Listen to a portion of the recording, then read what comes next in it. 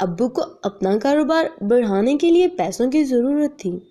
جب اپنوں سے کچھ مدد نہ ملی تو ابو نے کسی سیٹ سے پیسے ادھار لے لیے اور اپنا کاروبار شروع کر لیا۔ محنت کی، دل لگا کر کام کیا، کاروبار خوب چمکا۔ میرے ابو نے سخت محنت کر کے اپنا کاروبار۔ جلدی سے میرے چینل کو سبسکرائب کریں اور ساتھ میں دیکھے بیل آئیکن کے بٹن کو پریس کرنا کبھی بھی نہ بھولیں تاکہ میری آنے والی ہر ویڈیو کا نوٹیفیکیشن سب سے پہلے آپ تک پہنچ جایا کرے۔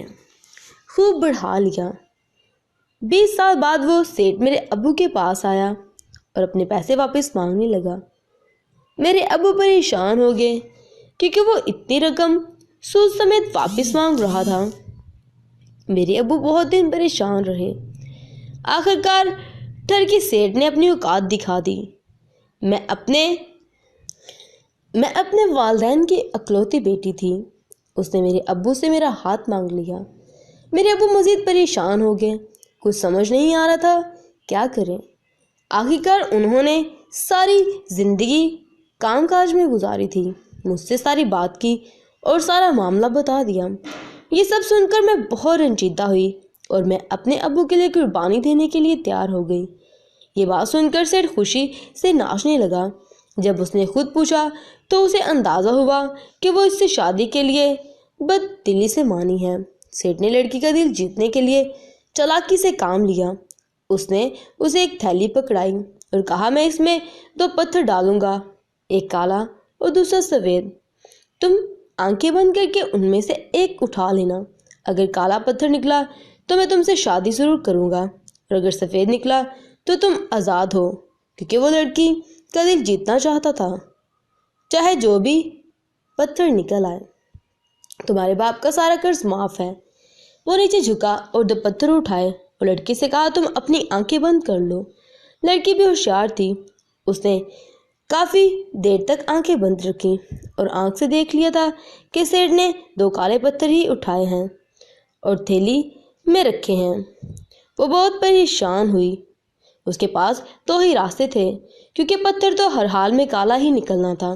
سو اس نے شادی تو ہر صورت کرنی چاہیے تھی اور اگر پتھر نکالنے سے انکار کرتی تو اس کے ابو کا دل ٹوٹ جاتا۔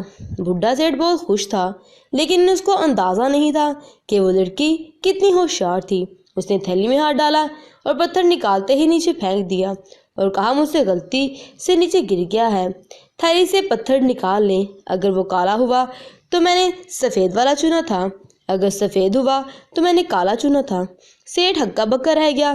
وہ جانتا تھا کہ لڑکی بہت چالاک ہے اور اس نے دیکھا تو یہ شرط پہ وہ پورا نہ اترا اور اس نے میرے ابو کا سارا قرض معاف کر دیا اور اللہ تعالیٰ نے مجھے اس بڑی سی مصیبت سے بچا لیا۔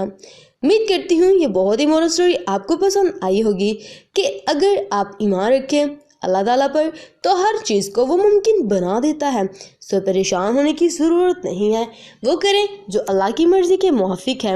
اور اگر کوئی ایسا لالچ پرست انسان آپ کی زندگی میں آئے تو اس سے اجتناب کریں۔ اپنا خیال رکھیں۔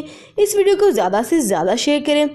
اپنی مدد آپ نہیں بلکہ اللہ سے بھی مدد مانگنا سیکھیں تاکہ آپ کی مدد اللہ کی طرف سے ہو تو آپ کامیاب ہو سکیں۔ اور سیکنڈ بات جو ہمیں اس ویڈیو سے ملتی ہے یہ کہ بیٹیاں اپنے باپ کی بہت فرمانبردار ہوتی ہیں، وہ اپنے باپ سے اپنی جان سے بھی زیادہ پیار کرتی ہیں۔ سو ہم سب بیٹیوں کے لیے دعا خیر ضرور کریے گا۔